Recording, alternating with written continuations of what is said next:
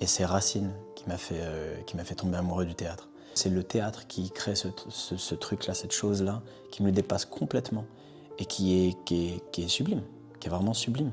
Mais là, il y avait quelque chose, je me suis dit, en fait, le kéfi, tu vas le porter sur le tapis rouge. Et en fait, il n'y aura pas d'autre choix que ça. On a cette responsabilité de visibiliser les causes qui sont invisibilisées par les systèmes en place, les systèmes d'oppression en place, les systèmes dominants en place.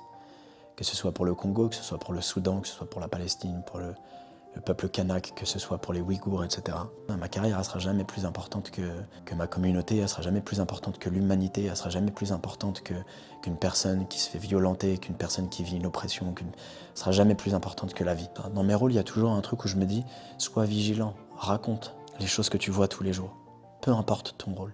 J'ai commencé le théâtre après le bac et c'est important d'expliquer ça parce que c'est vraiment ce qui a forgé l'acteur que je suis aujourd'hui.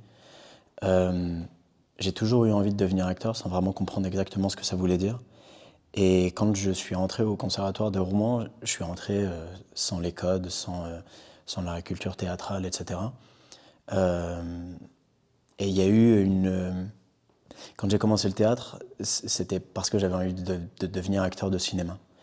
Et je connaissais pas du tout le théâtre. Et c'est Racine qui m'a fait tomber amoureux du théâtre. Et c'est en lisant ses pièces, en découvrant l'écriture de l'Alexandrin, etc., que je suis vraiment, vraiment tombé amoureux du théâtre. Et je pense qu'il y a eu quelque chose qui s'est créé parce que je n'avais pas les codes, parce que je n'avais pas la culture théâtrale. J'ai pris les textes classiques comme des textes contemporains. Je me suis jamais posé la question de est-ce qu'il faut mettre Racine, Shakespeare, Molière, etc. à un certain niveau par rapport à nous? Est-ce que nous, on doit aller vers eux? J'avais juste l'impression que c'était des mots qui étaient utilisés, qui étaient posés sur du papier pour que nous, acteurs, actrices, puissions raconter des histoires et toucher les spectateurs. Et donc, je les ai pris comme des textes contemporains. Donc aujourd'hui, quand je peux me retrouver sur scène à jouer ce qu'on peut considérer répertoire classique, pour moi, c'est quelque chose qui n'existe pas. Il n'y a pas de différence entre le classique et le contemporain. Et j'aime bien dire, par exemple, que pour Molière, quand il écrivait, c'était contemporain pour lui. Il se disait pas, c'est du théâtre classique. Et je crois que ça a vraiment forgé l'acteur que je suis. Et puis j'ai énormément travaillé. Énormément travaillé pour, évidemment, avoir la technique, pour pouvoir dire ces textes-là et pour ensuite pouvoir déconstruire, etc. Et voilà, je pense que je suis l'acteur que je suis aujourd'hui parce que j'ai eu cette formation-là d'un professeur de théâtre qui était un amoureux des belles langues, des grandes langues. Et ça m'a amené à ça aujourd'hui. Donc voilà. Déjà, j'ai fait énormément de sport avant de rentrer au conservatoire de Rouen. Ça a été même ma formation. J'étais dans ce qu'on peut imaginer comme la succursale de STAPS au lycée. Et, et donc j'ai toujours eu cette physicalité en tout cas. Et quand je suis donc rentré au conservatoire, pour moi c'était impossible autrement. Déjà parce que inconsciemment mon corps était engagé. Et puis quand j'ai compris en fait ce que ça représentait, l'engagement physique, la présence, etc. sur scène, c'était impossible de travailler autrement. Et je pense que c'est parce que je n'ai jamais considéré les textes comme des choses qui étaient au-dessus des acteurs, au-dessus du public, au-dessus du corps, au-dessus de l'esprit, etc., que je les ai toujours amenés à moi. Et parce que j'ai cette manière de travailler qui va être très physique, c'était normal. J'aime bien dire que quand je donne des ateliers dans les écoles supérieures de théâtre ou même à d'autres endroits, j'aime bien rappeler aux acteurs et aux actrices avec qui je travaille que l'esprit, les mots sans le corps, c'est du vent. On pourra dire ce qu'on veut, si le corps n'est pas engagé, ça disparaît, ça n'existe plus. Un corps qui est engagé, il raconte encore quelque chose. Et il raconte même quelque chose en plus que seulement la pensée. Et, et voilà, et c'est important d'être dans l'action, c'est important d'être dans les actes, c'est important on doit avoir cette responsabilité en tant qu'acteur que d'engager son corps. Et, et je crois que c'est parce que j'ai eu cette chance de ne pas avoir les codes que je me suis jamais posé la question. J'ai eu cette chance de jamais me poser 20 000 questions quand j'étais sur scène. Donc mon corps était engagé aussi bien que mon esprit, aussi bien que la verve, aussi bien que les mots, etc. Et voilà, et aujourd'hui, plus que jamais, je me rends compte, parce que j'ai eu la chance de travailler à l'international avec des réalisateurs anglais, rencontrer des productions américaines, roumaines, aujourd'hui tunisiennes, etc., de me dire, voilà, en fait, il y a un vrai engagement du corps aussi dans les autres, dans les autres cultures artistiques. Et je pense que c'est vraiment très très français, en fait, d'engager l'esprit et de laisser le corps sur le côté, quoi. Voilà. Don Juan, il représente tout ce que la société peut pointer du doigt aujourd'hui. Vraiment. Pendant des années et des années et des années, on a même des siècles même, on a imaginé Don Juan comme un personnage positif. Et même aujourd'hui, c'est devenu une expression de dire d'un homme que c'est un Don Juan. C'est même si ça reste une critique, ça reste quelque chose de positif. On imagine un séducteur, on imagine quelqu'un de beau qui a plein de conquêtes, etc. La réalité de Don Juan, c'est que c'est une ordure.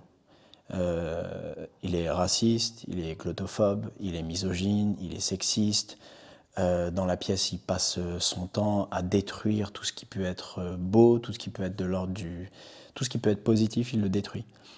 Et quand on m'a proposé ce rôle, quand David Bobet, le metteur en scène, m'a proposé ce rôle, c'était très important pour moi de donner à entendre ça. J'avais pas envie de raconter juste un espèce de séducteur, parce que c'est absolument pas ça. Et donc voilà, donc on a discuté ensemble et puis on s'est dit très vite, ok, en fait, Don Juan, l'endroit où il est aujourd'hui, dès le début de la pièce, c'est déjà sa fin. Il est déjà en fin de course, fin de marathon, etc. Donc c'est ça qu'on a envie de raconter. Comme ces figures aujourd'hui qui peuvent être des figures des dinosaures, comme j'aime les appeler, ces gens qui représentent un système passé et qui essaient tant bien que mal de faire en sorte que ça existe encore aujourd'hui en 2025. Et ils sont juste en train de s'épuiser, en fait. Et voilà, pour moi, c'était important de raconter ça. Et je crois, pour plein de raisons, j'arrive pas à jouer à 80%, j'arrive pas à jouer à 50%, j'arrive pas à faire ça. J'arrive pas à me ménager parce que d'où je viens, pour moi, le moindre centime représente quelque chose d'important. Et quand il y a des gens, des spectateurs, du public, qui vient en fin de journée, après une longue journée de travail, après une longue journée de cours, après une longue journée, on ne sait pas ce qu'ils ont vécu, mais ils ont possiblement vécu des choses absolument immondes, se disent je vais aller au théâtre pour penser à quelque chose, pour réfléchir pour moi, pour me couper aussi du monde dans lequel je suis et qui possiblement peut me violenter un peu chaque jour. J'ai la responsabilité de faire en sorte de leur offrir autre chose que 80% de mon respect. Je dois être à 100%. Et ce 100%-là, il implique aussi 100% de mon engagement physique, 100% de mon engagement émotionnel, 100% de mon engagement dans mon travail, etc. Et Henri Salvador, il disait dans une interview, il n'a jamais travaillé de sa vie. Et il disait que le métier qu'il fait, donc chanteur, pour lui, c'était un plaisir, tous les jours. Alors évidemment, ça demande un travail que de se préparer, mais une fois que tu arrives en représentation, c'est du plaisir. Ça doit être du plaisir. Ça doit être du plaisir parce que c'est ce qu'on partage avec le spectateur. Ça doit être du plaisir parce que c'est ce qu'on partage avec nos camarades sur scène.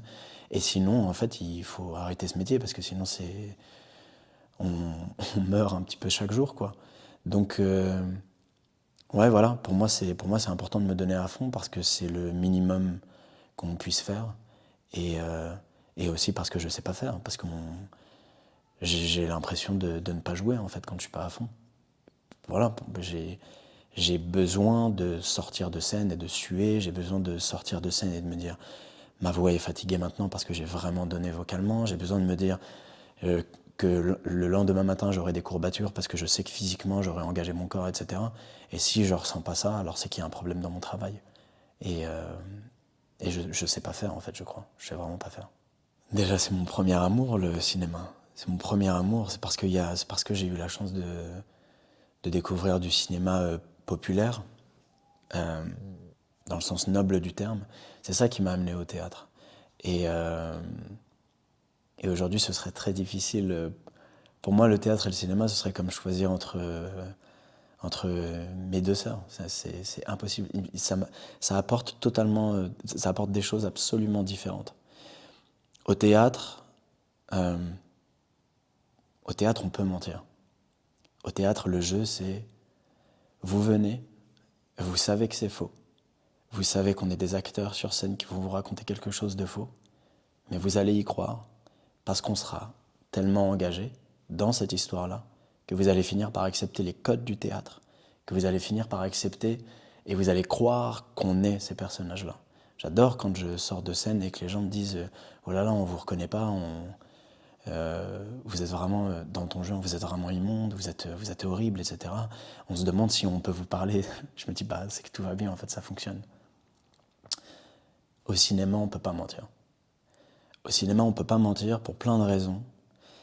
Et la première, surtout aujourd'hui à notre époque avec la technologie avec laquelle on travaille, les caméras sont d'une telle qualité que les moindres choses qui nous échappent, on les voit.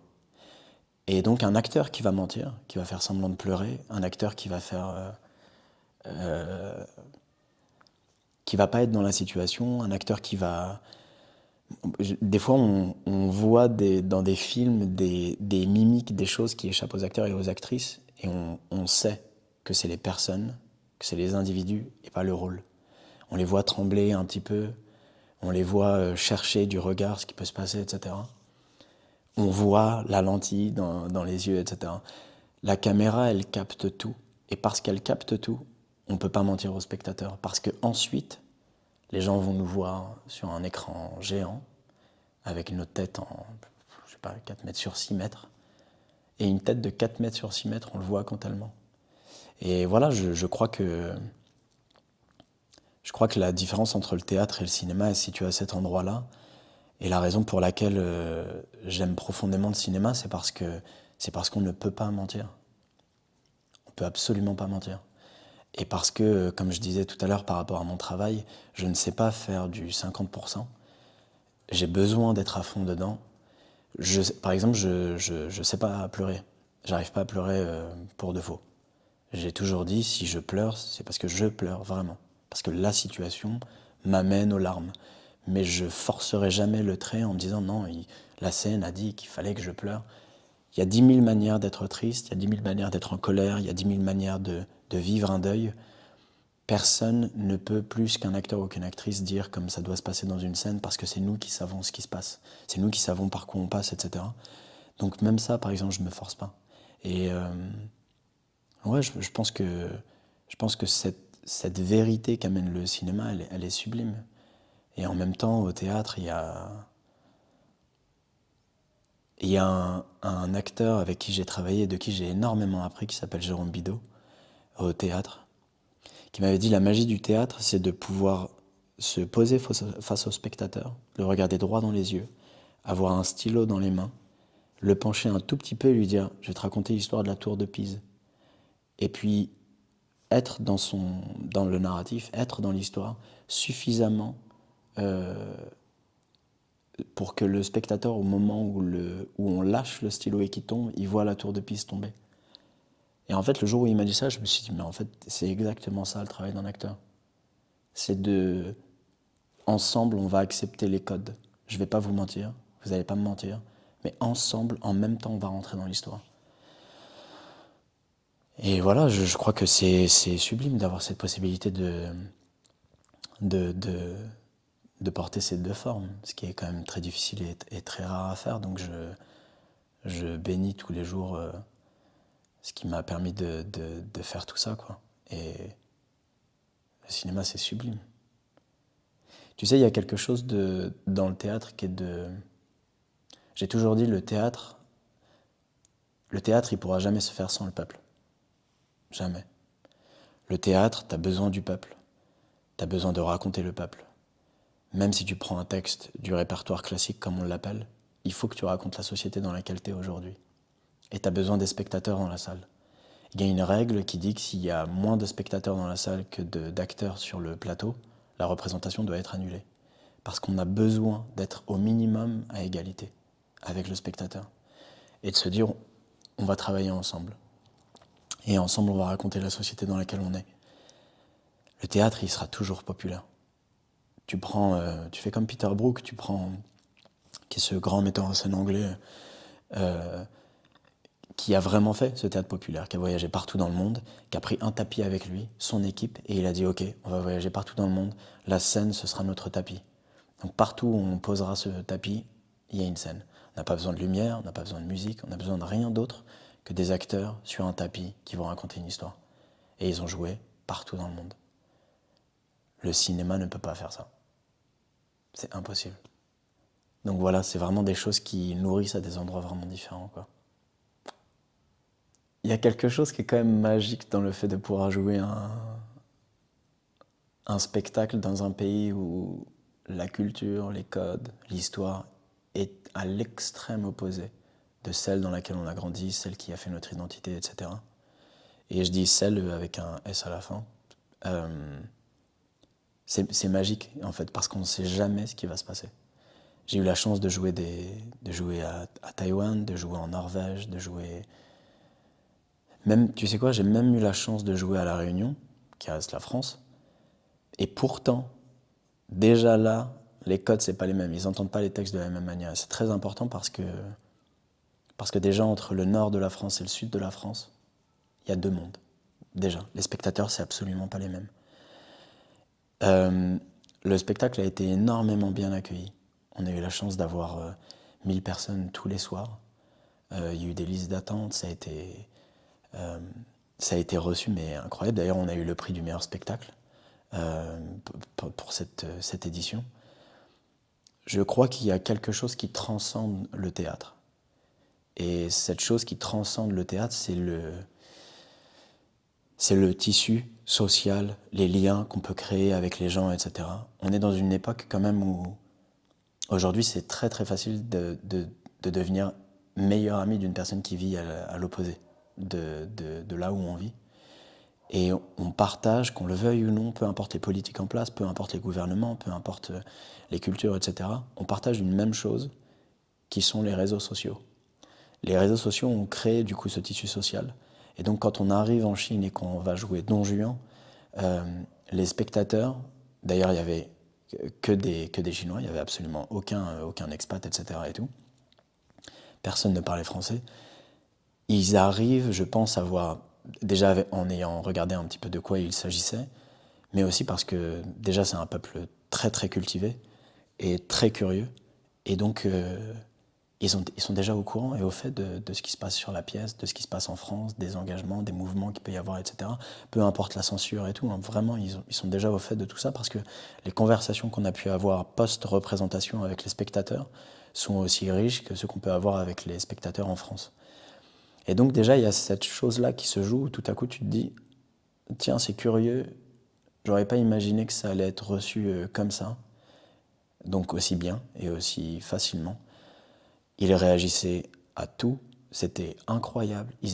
Pourtant c'était en français et surtitré en mandarin, et ils étaient exactement sur le rythme de chaque mouvement qu'on a pu créer, pour le rire, pour le dégoût, pour la colère, pour la peine, pour tout ça, etc. Et ça, je pense que c'est parce que le théâtre que fait David Bobet, c'est un théâtre qui est très dans l'image, que j'aime dire de l'ordre de l'entertainment, dans le bon sens du terme. Et donc, en fait, il peut presque se dissocier du texte. Et donc, en tant que personne qui ne parle pas la langue, il y a déjà quelque chose qui nous attire, ça va être le corps, parce qu'il y a de la danse, ça va être la voix, parce qu'il y a du chant, ça va être la musique, ça va être les images, parce qu'il y a énormément de travail de lumière, de travail de vidéo, etc., qui habillent déjà tout ça. Il y a les corps qui sont engagés, vraiment, vraiment, moi le premier. Et ensuite, à ça s'ajoute le texte, qui va être l'histoire sur laquelle ils vont pouvoir... se baser pour suivre le narratif de la pièce, etc. Mais je pense qu'on est tellement engagé, j'ai l'impression qu'il y a quelque chose dans les spectacles, en tout cas de ce metteur en scène, qui est tellement au-delà du texte, que même si on comprend pas la langue, on est happé par ce qui se passe. Et J'ai vu des spectacles de lui qu'il a montés en russe, en espagnol, avec des artistes colombiens. Euh, et à chaque fois, j'ai été touché exactement de la même manière que les spectacles qu'il a fait en français. Et voilà, je pense que c'est le théâtre qui crée ce truc-là, cette chose-là, qui nous dépasse complètement et qui est sublime, qui est vraiment sublime. Ça revient encore à la question de l'art populaire, en fait. On n'a peut-être pas le même théâtre, le théâtre chinois et le théâtre français, est vraiment à l'opposé. Et pourtant, on comprend les codes, quoi. On les a. On capte ces choses-là qu'on peut partager, etc. Et tout. Donc j'ai eu de la chance, c'était incroyable. C'était une expérience absolument sublime, vraiment. On ne change pas de manière de jouer selon les lieux. En tout cas, je ne suis pas comme ça. Je ne fais pas partie des gens qui disent « Oh, on joue dans telle salle, c'est une salle importante, ou dans tel lieu, c'est un lieu important, ou telle ville, etc. » Ça va être... que je joue au fin fond du Nord-Pas-de-Calais, ou à Bordeaux, ou Paris, ou au fin fond de l'Est de la France, etc. Pour moi, c'est pareil. Pour moi, c'est le même spectateur. Tu dois pas te poser ces questions-là. Ils ont autant le droit d'avoir accès au spectacle que tu as créé et que tu as joué sans date, etc., 100 fois, que n'importe qui. Et donc, quand j'arrive dans un pays étranger pour jouer, la Roumanie, le Mexique, la Chine, etc., je me pose pas ces questions-là. J'y vais vraiment à fond, exactement de la même manière. Et ce qui est beau, c'est que ça fonctionne exactement de la même manière. C'est là où je me dis vraiment, il y a quelque chose qui nous échappe, quoi. Donc mon corps était autant engagé que mon esprit, que mon âme, que mon envie, que mon désir, que la langue, tout ça, etc. J'ai pas rencontré de, j'ai pas rencontré de pratiques différentes, mais c'était intéressant. J'ai eu une conversation avec un des directeurs du festival, qui a adoré le spectacle et qui était même en avance sur nous, sur la conscience politique que peut porter le spectacle qu'on a monté. Et j'ai trouvé ça formidable déjà, mais j'ai trouvé ça curieux parce que je me suis dit, ok, donc définitivement il y a quelque chose qui nous échappe. Le théâtre chinois est quand même euh,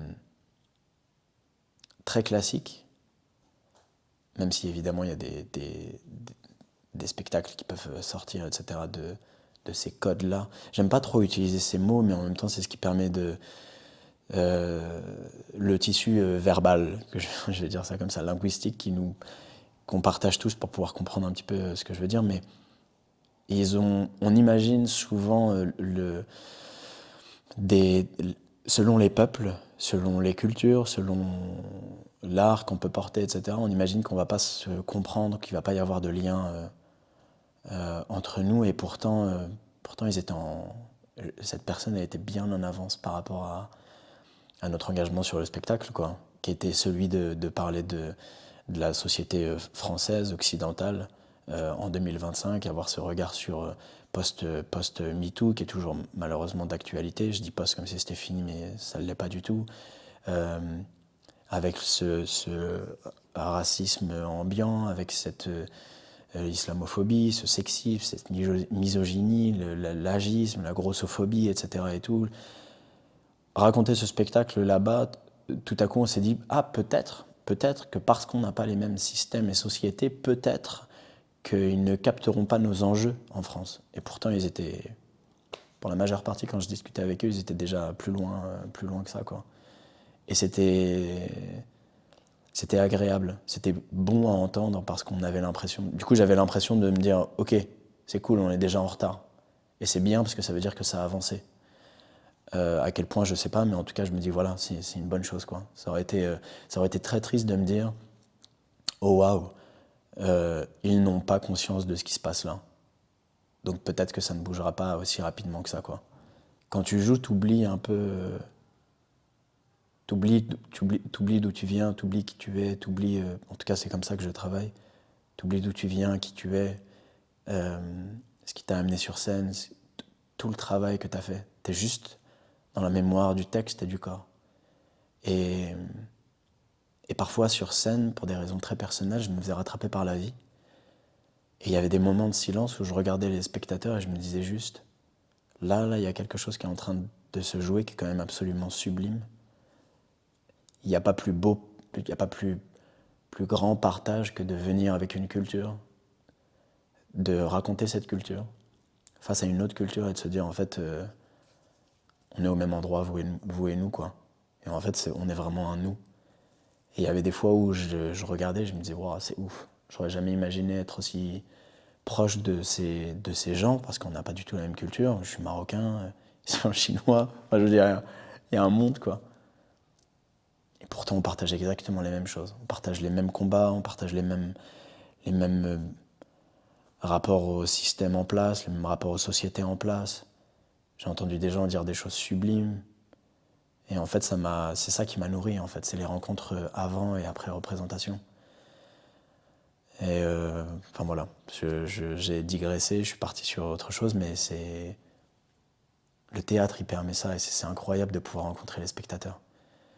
Donc j'ai pas eu la chance de rencontrer un art différent ou d'autres choses, faute de temps, faute d'espace, etc. dans le planning, mais humainement, j'ai vraiment eu la chance de rencontrer des gens, et c'était sublime. C'était vraiment sublime. J'ai tourné un film avec une réalisatrice gréco-roumaine qui s'appelle Sara Tsorakidis, qui est une réalisatrice formidable, humainement comme professionnellement, qui a, pour qui j'ai travaillé sur son premier long, qui s'appelle Inkwash, et qui a été présenté pour la première fois au Festival international de Toronto. Et il sort à la rentrée. Et j'ai hâte que ça sorte, j'ai hâte que ça se raconte. C'est un film absolument sublime qui raconte vraiment le rapport à l'identité pour le coup et le rapport à la beauté des choses. C'est vraiment comme ça que je vois ce film.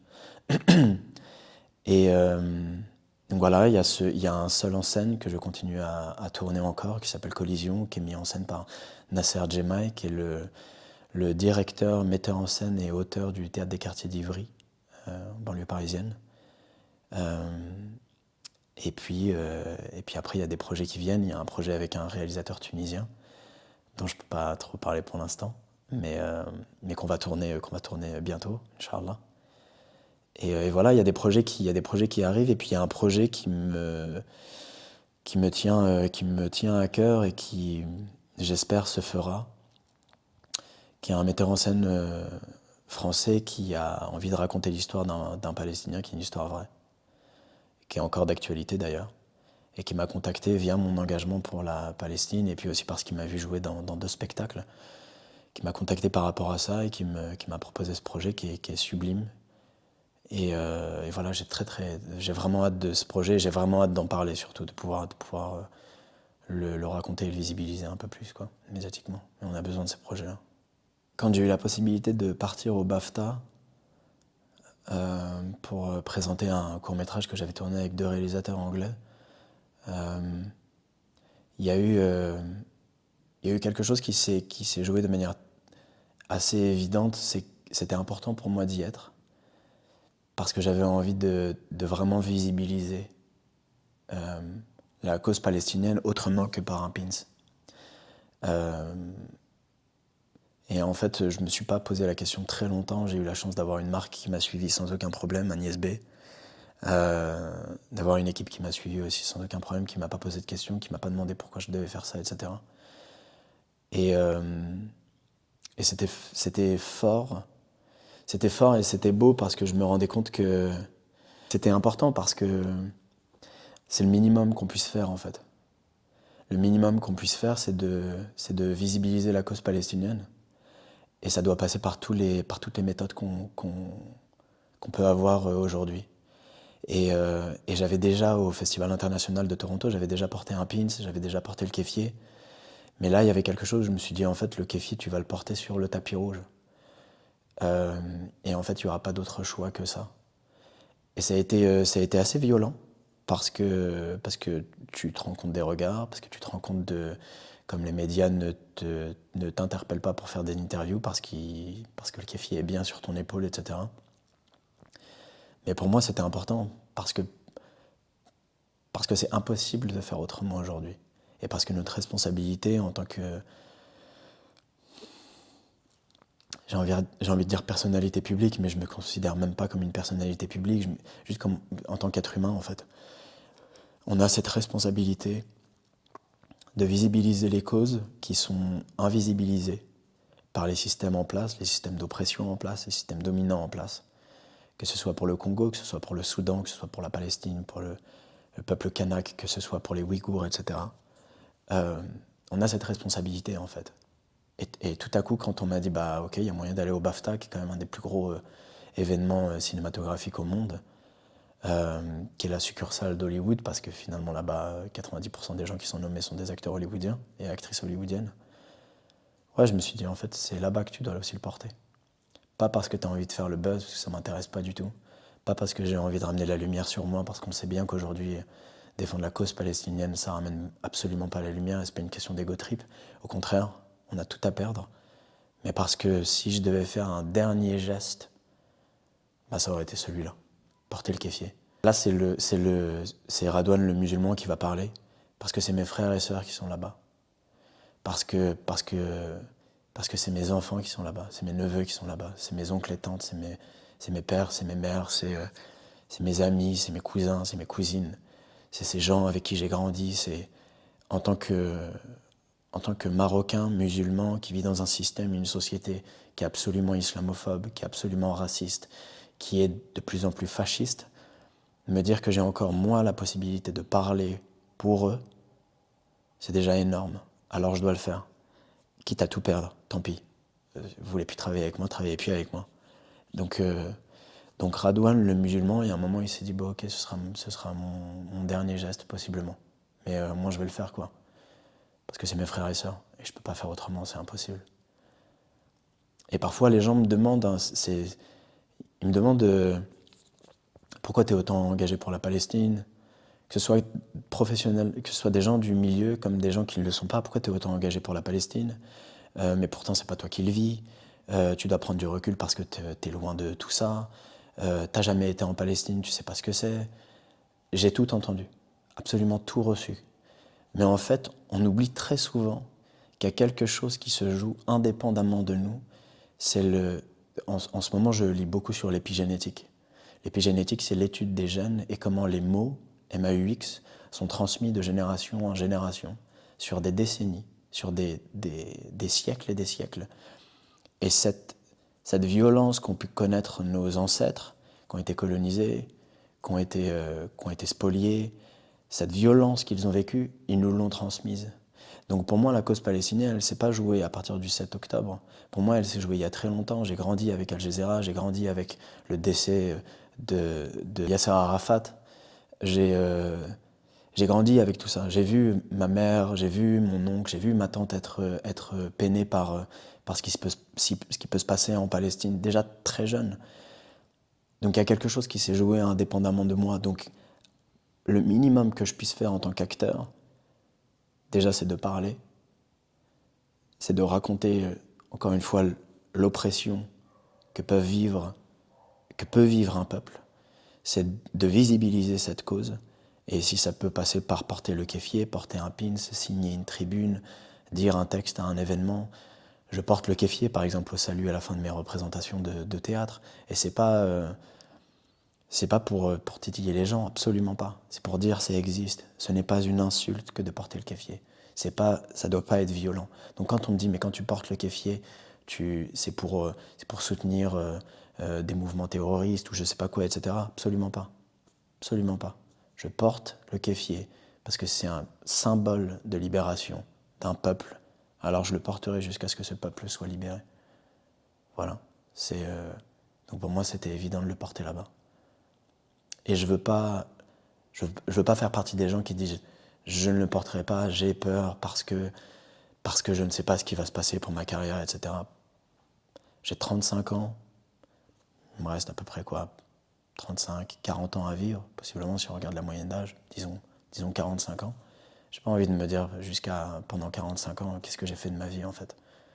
Pour une carrière qui possiblement ne décollera jamais, que possiblement j'arrêterai demain parce que je voudrais être architecte ou parce que je voudrais vendre des chèvres au fin fond du Moyen Atlas dans mon village, etc. Je peux pas me dire ça, ma carrière elle sera jamais plus importante que que ma communauté, elle sera jamais plus importante que l'humanité, elle sera jamais plus importante qu'une personne qui se fait violenter, qu'une personne qui vit une oppression, elle sera jamais plus importante que la vie. Le théâtre, c'est pas la vie, le cinéma, c'est pas la vie, et le système, le business dans lequel on est, c'est encore moins la vie. Je sortais d'une représentation et il y avait une rencontre avec les spectateurs à la fin de la représentation. Je mets beaucoup de temps à sortir parce que je dois me laver parce qu'à la fin je suis vraiment très très sale, etc. avec de l'argile, du sable et tout. Enfin j'étais, parce que c'est fini maintenant dans juin. Et il y a une personne dans les spectateurs qui a posé une question, qui a dit en fait comment on fait en tant qu'acteur pour jouer un personnage aussi immonde, pour être autant en colère, pour être aussi sombre. Et le metteur en scène avant que j'arrive, le metteur en scène lui a répondu, il lui a donné un élément de réponse, il lui a dit mais ce qui est très drôle c'est qu'Ardon il est absolument l'opposé de cette figure qui est Don Juan, et c'est aussi pour ça que c'était important pour moi de prendre un acteur qui n'est absolument pas comme lui, problématique comme lui, parce que c'est plus important de travailler à partir de ça plutôt que de prendre une personne qui correspond à une ordure, ou qui est une ordure. Quand je suis revenu, cette personne, elle m'a vu, elle a dit effectivement, physiquement, déjà vous êtes absolument différent de ce qu'on a pu voir sur scène. Comment on fait pour être aussi sombre? Parce que le metteur en scène nous a dit, etc. Et en fait, je lui ai répondu quelque chose qui m'a échappé et à laquelle j'avais jamais vraiment réfléchi. Je lui avais dit, il y a une chose qu'on partage avec Don Juan, c'est sa colère. Don Juan, c'est un personnage qui est très très en colère. Il dit quelque chose à la fin de la pièce qui est très importante, parce que Molière, il n'est pas bête, il ne nous a pas attendu pour réfléchir.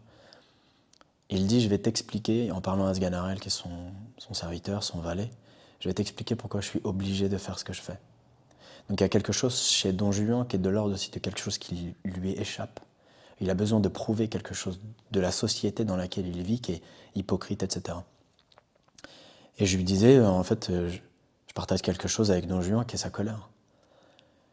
Et en fait, en tant que jeune qui a grandi en banlieue, à qui on a retiré très vite le privilège de l'innocence, à qui on a retiré très vite la possibilité de se sentir français, la possibilité... Aujourd'hui, je le dis, hein, moi je me considère marocain, et c'est pas une insulte, et ni pour la France, ni pour les Français. Je me considère marocain parce que toute ma vie, on m'a dit t'es pas français. Et parce qu'on m'a dit ça, il y a un moment où j'ai dit ok, très bien, alors je serai marocain. J'ai la double nationalité, j'ai 2 passeports, j'ai 2 cartes d'identité, mais je suis marocain, fondamentalement. Donc un jeune à qui on a retiré tout ça, qui a connu le racisme, qui a connu les violences policières, qui a connu l'islamophobie, etc., c'est un jeune qui est en colère. C'est un jeune qui grandit avec énormément de violence en lui. Et ces jeunes-là, ils ont 2 possibilités. Soit ils tombent dans la violence, parce qu'ils n'ont pas d'autre choix que celle-là, parce que la société, le système en place ne leur laisse pas d'autre choix. Soit ils créent quelque chose. Et ce quelque chose, ça va être devenir sportif de haut niveau, devenir artiste, musicien, acteur, réalisateur, etc. Et souvent, voilà, il faut créer à partir de ça. Donc cette personne, je lui ai dit ça. Je lui ai dit, je partage la même colère que lui, et la colère que vous voyez sur scène, c'est la mienne, c'est pas celle de Don Juan. Je suis quelqu'un qui est très en colère. Je suis quelqu'un qui est vraiment depuis très longtemps, depuis très jeune. Et très vite, je me suis dit, il faut que tu en fasses quelque chose. Donc ça a été, en fait, ça a été de créer un art avec ça, créer un acteur avec ça. Donc c'est pour ça qu'on me considère souvent comme un acteur très dans les émotions, dans le pathos, qui est le sens noble du terme, mais pas le pathos dans les émotions pathétiques, etc. Mais parce que pour moi, les émotions, elles sont le vecteur de quelque chose qui a un lien avec les spectateurs. On sait tout ce que c'est que d'être en colère, on sait tout ce que c'est que d'être triste, on sait tout ce que c'est que d'être déprimé, que d'être amoureux, que d'être tout ça. Donc en fait, tu dois raconter ça, tu dois raconter ces émotions. Donc si tu es en colère, utilise cette colère. Donc il y a quelque chose dans cette figure que j'ai utilisée, c'est la colère que je peux avoir aujourd'hui, de la société dans laquelle j'évolue, où je suis l'ennemi public numéro 1, un arabe, musulman, en France, qui pratique sa religion, qui ne se cache pas de son identité, qui au contraire la met en avant, que ce soit dans son travail, dans ses interviews, dans son rapport aux gens, dans son discours, dans tout ce qui fait que je suis qui je suis. Et donc évidemment,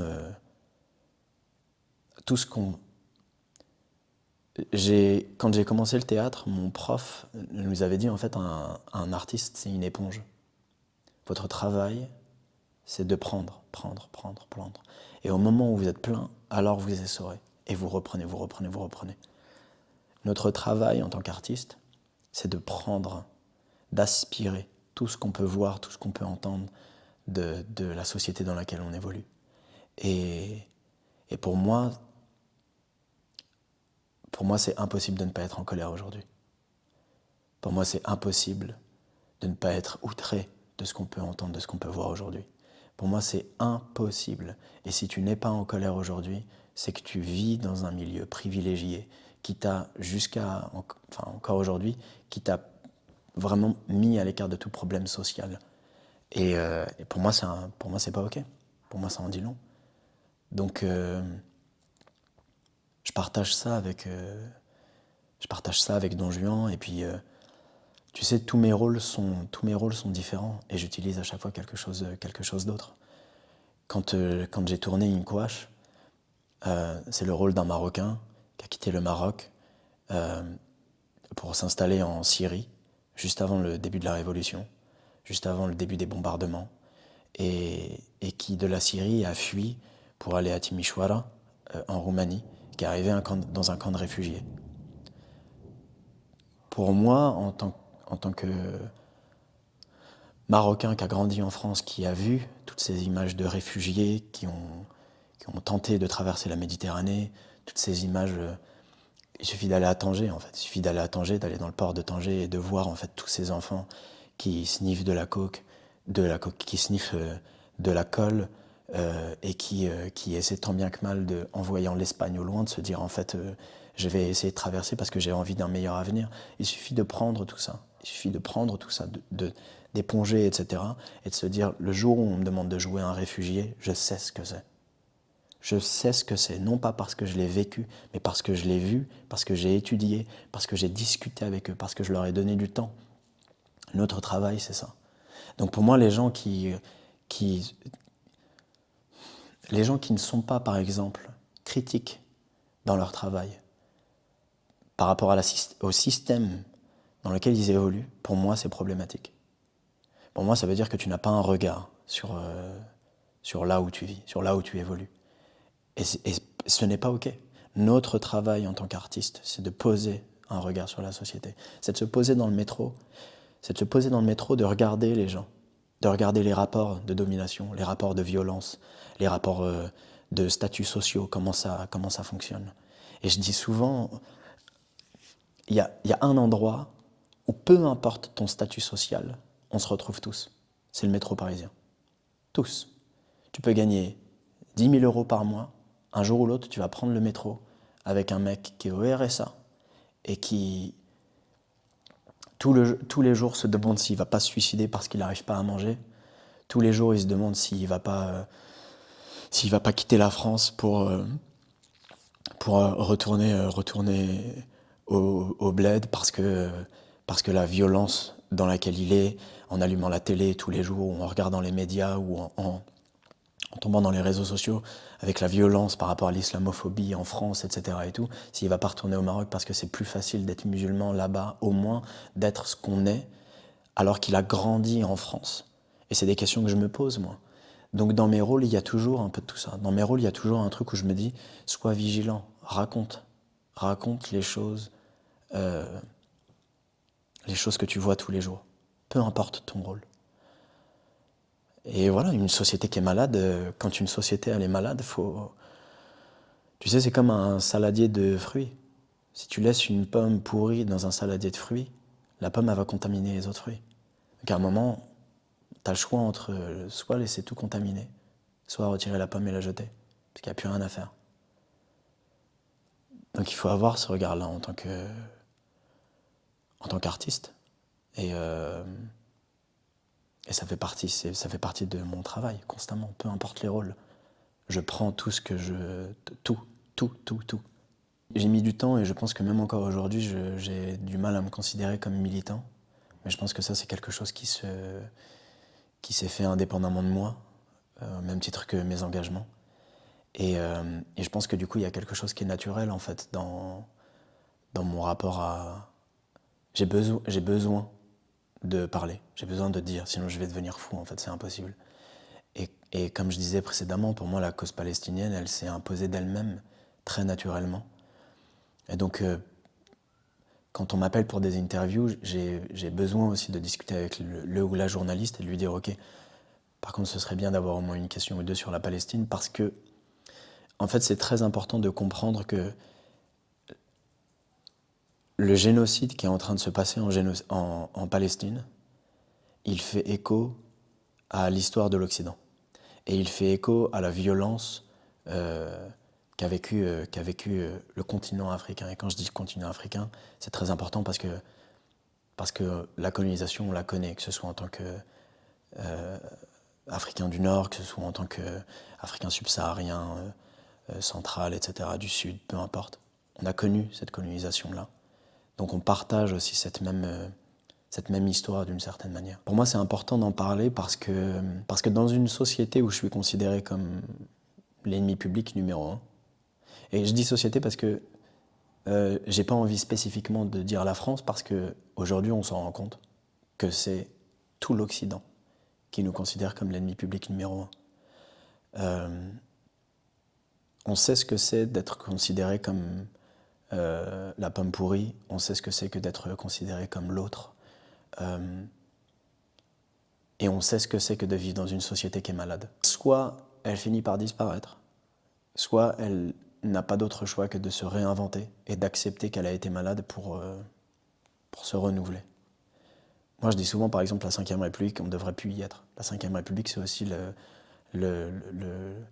la République de la colonisation. Et en fait, c'est important de se dire, en fait, on doit passer à une autre formule. Ça ne fonctionne pas. Ça n'a pas fonctionné. Une société qui est malade, elle se doit d'avoir un regard sur elle.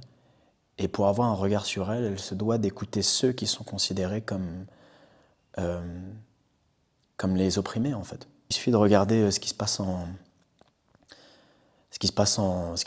Israël. Il suffit de regarder les statistiques qui sont données. Il suffit de regarder les chiffres. On ne peut plus nous dire aujourd'hui qu'on ne savait pas. On ne peut plus nous dire que tout va bien dans la société israélienne, par exemple, parce qu'on sait, et donc on n'a pas besoin des chiffres qui sont remis en question par l'Occident. On sait que 82%, ça c'est l'université de l'État de Pennsylvanie qui a donné ces chiffres. Ils nous ont donné des chiffres qui sont très clairs. 82% des Israéliens sont pour le nettoyage ethnique à Gaza. C'est une réalité.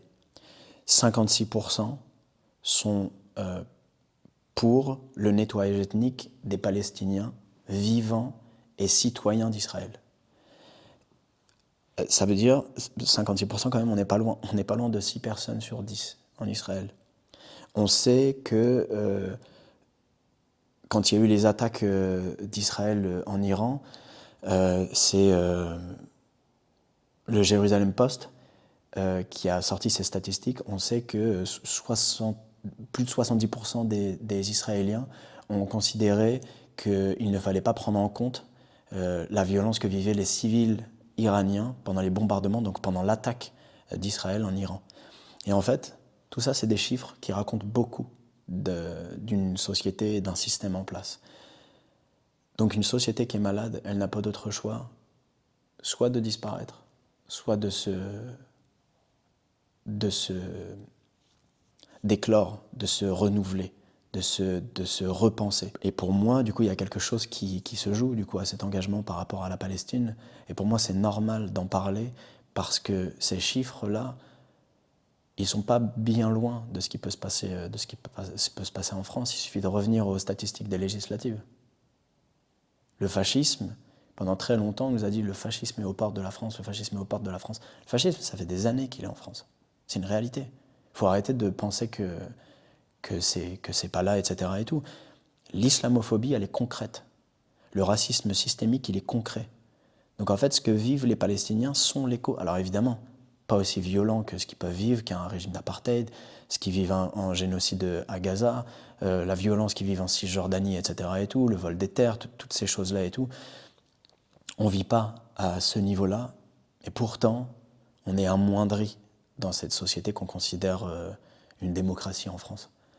Donc pour moi, c'est normal de parler et d'avoir un engagement par rapport à ce qu'il y a ici, dans ce pays, et de dire, mais en fait, regardez, dans ce pays-là, qui est un allié de la France, il se passe exactement la même chose. Dans un pays qui est les États-Unis, qui est un allié de la France, il se passe exactement la même chose avec ICE. C'est quand même... Enfin voilà, il suffit d'ouvrir les yeux, en fait.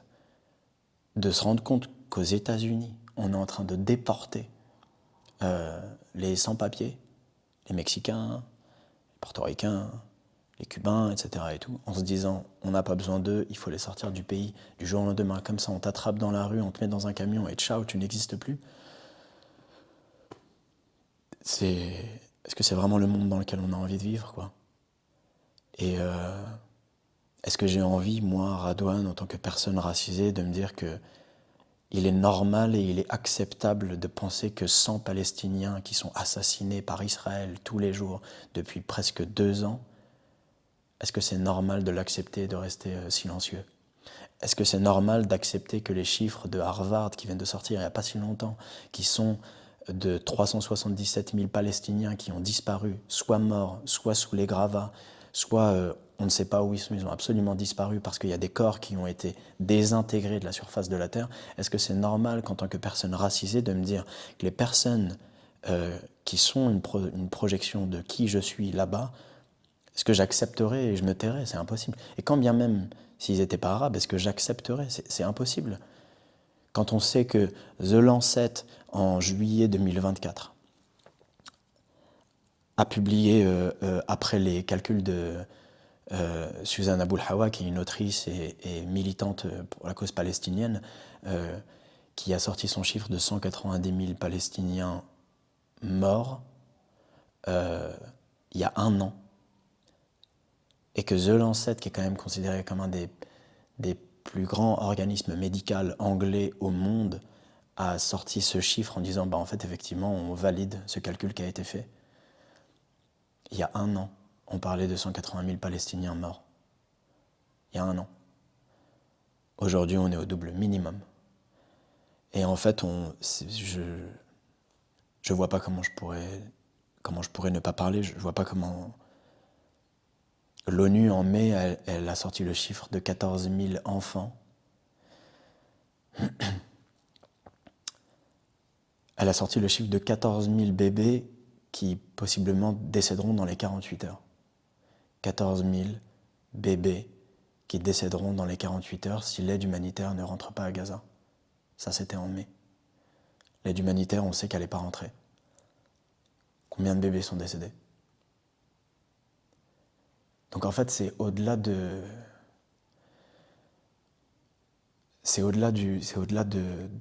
racisé ou de ce que je peux représenter parfois, etc., même s'il y a quelque chose de mon identité qui est violenté chaque jour. En fait, on parle d'humanité. Et c'est pour ça qu'on est en colère contre les gens qui sont silencieux. Les gens qui sont silencieux, je leur dis souvent, quand vous allez à Marrakech et que vous allez vous amuser dans un hôtel et croiser des Marocains, etc., dites-vous que c'est ces gens-là aussi qui pourraient mourir demain. Et vous ne bougerez pas. En tant que Marocain, ce que je me dis, c'est mes amis ou anciens amis qui n'ont jamais parlé pour la Palestine, si demain ça devait arriver au Maroc, en Algérie, en Tunisie, ils ne parleraient pas. Et on pourra me dire ce qu'on veut, on pourra me dire non, c'est pas pareil, on parlerait. Alors je dirais, bah c'est du racisme en fait. C'est un racisme sélectif. Et c'est pas ok pour moi. Parce qu'on doit s'indigner de ce qui se passe en Ukraine. On doit s'indigner de ce qui se passe pour les Ouïghours. On doit s'indigner de ce qui se passe au Congo, de ce qui se passe au Soudan. On doit le faire aussi pour la Palestine. Et là, c'est même plus un 2 poids 2 mesures. C'est un monde de violence qu'il y a entre ça et ça. Et c'est inacceptable, c'est impossible. C'est vraiment quelque chose qui est important pour moi. Petit, on allait très souvent au Maroc. Et la culture et la langue berbère, elle a été pour moi une des langues que j'ai voulu apprendre en premier, bien avant le darija, qui est la langue arabe qu'on parle en Afrique du Nord, au Maghreb, parce que j'avais besoin de comprendre cette culture et cette identité qui me faisait. Et une des premières rencontres théâtrales que j'ai eues, évidemment, avec David Bobet, ça a été qu'il m'ait proposé de chanter quelque chose en berbère sur scène. Et ça, c'était quelques mois après avoir commencé le théâtre. Et en fait, je me suis dit, ok, définitivement, c'est possible. C'est possible de se raconter, c'est possible de ramener de notre identité sur scène.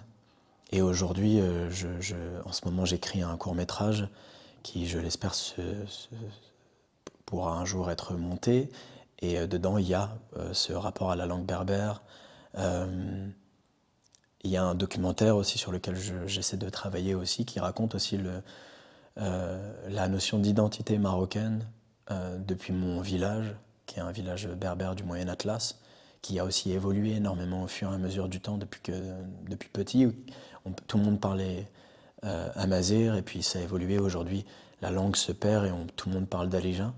Et donc il y avait quelque chose qui était important pour moi aussi de raconter qu'est-ce qui fait que les cultures elles évoluent. Et aujourd'hui, plus que jamais, c'est important parce que je pense que c'est la culture amazigh, la culture berbère. Je préfère le mot amazigh parce qu'en fait, le terme berbère, il est venu de la colonisation. Et il est venu c'est un terme très péjoratif qu'on utilise aujourd'hui inconsciemment, mais il est venu alors il y a plusieurs histoires. Il y a celui où on dit qu'en fait il vient de barbare et ça s'est petit à petit transformé en berbère. C'est venu aussi de la manière dont les berbères à l'époque, les amazirs, parlaient, et donc c'était réutilisé en disant bah voilà le peuple qui parle en bleu bleu. Donc c'est devenu enfin voilà, il y a plein d'histoires qui racontent un peu comment ce terme est né en Occident, mais c'est une richesse et j'ai l'impression que le Maroc, l'Afrique du Nord le comprend de plus en plus, et même la diaspora aujourd'hui en France et partout dans le monde le comprend avec on sait qu'il y a un lien de plus en plus important à faire entre la culture arabe et la culture amazigh. Et c'est quelque chose, c'est quelque chose qui est important. J'ai envie de raconter ce crossover, ce mix qui nous fait et qui raconte plein de choses, qui raconte les cultures aussi subsahariennes, qui partagent avec nous aussi cette culture amazigh, des Touaregs, enfin voilà quoi. Et c'est important parce qu'en plus, la culture amazigh, c'est une culture qui est orale. Elle se raconte. Elle ne s'écrit pas. On a commencé très peu à documenter, à essayer d'écrire, à essayer de développer par écrit ce qu'est l'écriture amazigh, etc. Et tout. Mais c'est une langue qui s'apprend par la communication, par le lien, par le tissu social. Je l'ai appris en parlant avec mes cousins, mes cousines, mes oncles, mes tantes, avec ma mère. Je l'ai appris en écoutant ces poèmes qui pouvaient être scandés ce qu'on appelle le festival du Mehrajan quand j'étais dans mon village en été, ou en voyant ces vieux monsieur qui pouvaient scander des poèmes, en écoutant la musique aussi, etc. Et en fait, on comprend aussi très vite que déjà la culture arabe, elle est très artistique. Et celle qui est des peuples amazirs, elle est aussi très poétique, très artistique, et en fait on a envie de lui rendre honneur et hommage en se disant bah en fait en tant qu'artiste j'ai besoin aussi de la raconter par le biais de l'art. Et voilà, j'essaye et j'espère un jour pouvoir faire en sorte de pouvoir aller au Maroc et jouer un film en amazigh, de pouvoir réaliser un film en amazigh, de pouvoir ramener un jour, pourquoi pas, un orchestre amazigh sur scène, au théâtre, de lire des textes et d'avoir cet orchestre avec moi qui se développe, etc. Et de pouvoir le partager avec la diaspora en France et partout ailleurs dans le monde, quoi. Il faut rêver des formes artistiques qui n'existent pas encore ou qui n'ont pas encore été suffisamment médiatisées. Il y a une figure dont on m'a parlé souvent, c'est Omar Sharif, donc qui n'est ni française ni marocaine. Mais on m'a parlé d'Omar Sharif parce qu'on m'a expliqué que très vite pour lui, quand il a eu des propositions à Hollywood, une des premières choses qu'il a dites, c'est qu'il ne veut pas faire des rôles clichés. Donc il a joué des rôles sublimes, incroyables. Donc il a porté des générations d'artistes qui se sont dit, en fait, s'il l'a fait, c'est possible. À une époque où c'était bien plus difficile qu'aujourd'hui, d'ailleurs. Donc j'ai l'impression que je connecte un peu à cet endroit-là avec lui, par rapport à ça, évidemment. Pour le reste, il n'y a rien à voir, je pense, mais voilà, pour moi, c'était important d'entendre ça. C'était très beau. Il y a des artistes que je trouve formidables pour leur parcours, mais avec qui je ne me connecte pas forcément, mais qui sont des repères pour moi. C'est très important, par exemple, de garder en tête que De Funès a commencé sa carrière très tard dans sa vie. Et c'est ce que je dis souvent, je préfère avoir la carrière de Funès à 50 ans, plutôt que, je sais pas, plutôt que de la commencer à 16 ans, d'avoir un César du meilleur espoir et de disparaître complètement parce que personne ne sait ce que c'est et qui c'est. Je crois que j'en ai pas vraiment parce que j'évite de prendre des exemples, mais il y a des artistes qui, pour moi, ont été formateurs. Jim Carrey, il a été formateur pour moi. Denzel Washington a été formateur. D'ailleurs, j'ai volé des choses de Denzel Washington pour Don Juan, pour structurer sa manière de bouger, sa manière d'être, etc. De Funès a été formateur parce que, en fait, c'est des choses où je me suis rendu compte, surtout Jim Carrey et De Funès, parce qu'ils ont été vraiment Denzel Washington est arrivé bien plus tard, comme Joaquin Phoenix, etc., dans mon parcours d'acteur. Mais en fait, j'ai vu ce qu'ils pouvaient créer au sein des familles, dans les salons, j'ai vu ce qu'ils pouvaient créer. Et c'était beau en tant que jeune de me retourner à droite et à gauche et de voir mes cousins, mes cousines, de voir mes oncles, mes tantes, ma mère, mes sœurs rire et puis aimer et puis se dire en fait ouais, c'est ça que j'ai envie de faire, quoi. J'ai envie de créer ça. J'ai envie d'être le producteur de ces émotions-là, de ces sentiments-là. Je pense que c'est vraiment quelque chose du coup qui m'a forgé. Et finalement, quand on regarde ces figures-là, on se rend compte que c'est des figures qui ont été énormément, qui ont été de très grands travailleurs, qui ont énormément bossé. C'est des figures qui se donnent à 100% à chaque fois, etc. Et voilà, je pense que ça a créé l'acteur que je suis aujourd'hui, quoi. Et tout ce qui peut aujourd'hui être des choses qui me constituent, qui font que, encore une fois, pour moi, c'est impossible de ne pas être à 100%. Je pense que c'est un peu ça les figures que j'aime. C'est celles qui peuvent aussi bien toucher la culture populaire que toutes ces personnes qui peuvent se dire de la culture élitiste, même si ça n'existe pas pour moi, quoi. Je pense que j'aurais un orchestre sur scène. Je demanderais à des auteurs des mondes arabes. C'est important de dire ça, des mondes arabes, parce qu'aujourd'hui on dit le monde arabe comme si une espèce de gros truc qui veut rien dire. Des auteurs et des autrices des mondes arabes, d'écrire un texte sur un thème. Peu importe, je trouverai un thème pour leur dire voilà, je vous commande un texte sur ça. Et donc j'aurai un panel de textes. Et puis je demanderai à des artistes des mondes arabes de venir sur scène, de porter ces textes. Et puis du coup, il y aurait de tout. Il y aurait de la langue arabe, il y aurait de la langue amazigh, il y aurait du darija, il y aurait du français aussi, pour parler à la diaspora qui ne parle pas la langue. Il y aurait cette musique qui nous a bercés depuis petit. Il y aurait des images derrière de ces mondes arabes qui sont aussi beaux que violents. Et on partira en tournée dans tous les pays, en passant du Maroc pour aller jusqu'à la Palestine. Et même, je vais être encore plus rêveur. Tu sais, les frontières, elles se sont construites avec la colonisation au Moyen-Orient. Et en fait, on ferait cette traversée vraiment d'est en ouest, d'ouest en est. Et en fait, il n'y aurait absolument aucun problème de frontières. On passerait juste, voilà, de ville en ville. Un peu comme Peter Brook. On viendrait et puis on dirait, voilà, on a nos tapis, on les pose, on arrive dans un village et on raconte ce spectacle. On arrive dans une ville, dans une grande salle et on raconte ce spectacle. Je pense que ça ressemblerait à ça et si je suis honnête avec toi, c'est quelque chose auquel je pense et j'espère qu'un jour ça pourra se faire. Et en tout cas, c'est ce à quoi j'aspire. On doit se raconter. Et pour donner une image par rapport à ça, Aujourd'hui, plus que jamais, je suis convaincu qu'on doit se raconter nous, qu'on doit monter nos projets nous, pour nous et avec nous. Plus que jamais. Parce que l'Occident ne le fera jamais. Tu sais, il y a cette étude qui a été faite de Jack Shaheen, il me semble, qui est un universitaire américain, qui a vu 3000 films hollywoodiens depuis très longtemps, depuis presque la création d'Hollywood jusqu'à il y a 15 ans à peu près. Et il a fait son étude.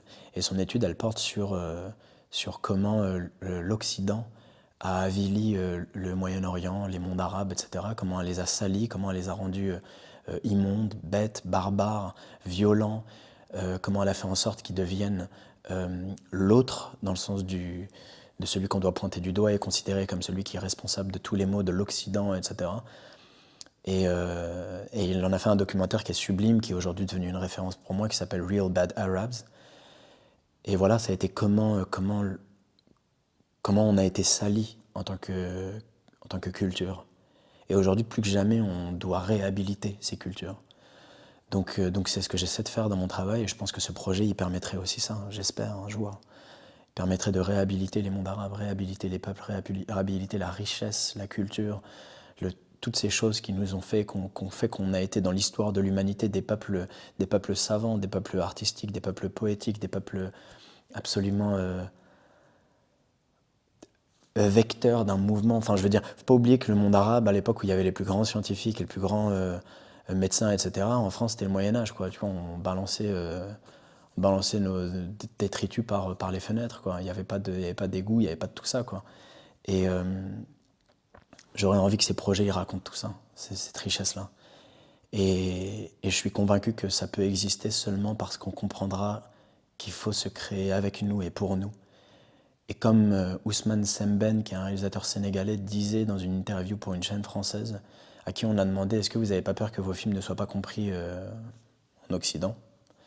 Il a répondu « L'Occident n'est pas mon centre.